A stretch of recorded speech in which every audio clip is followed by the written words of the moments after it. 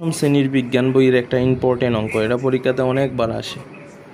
যেমন আমরা মেইনলি জানতে হবে এফ সমান মা, এটা আমাদের সূত্র, সহজ টেকনিক।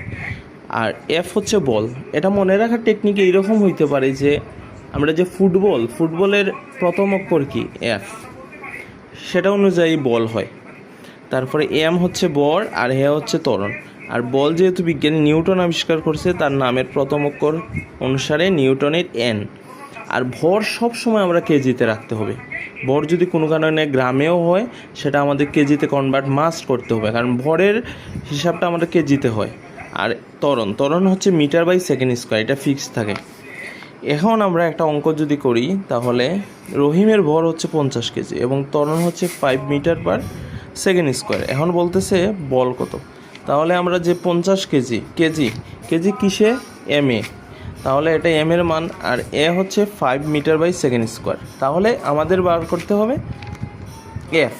তাহলে এফ সমান জানি না আমরা, একটা সূত্র জানি, এফ সমান মা।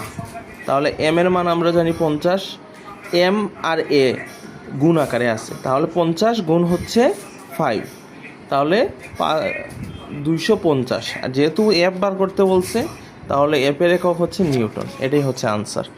এবং পরবর্তী ক্লাসে আমি ত্বরণ এবং ভর বের করাটা টেকনিক আমি শিখিয়ে দেবো তোমাদেরকে।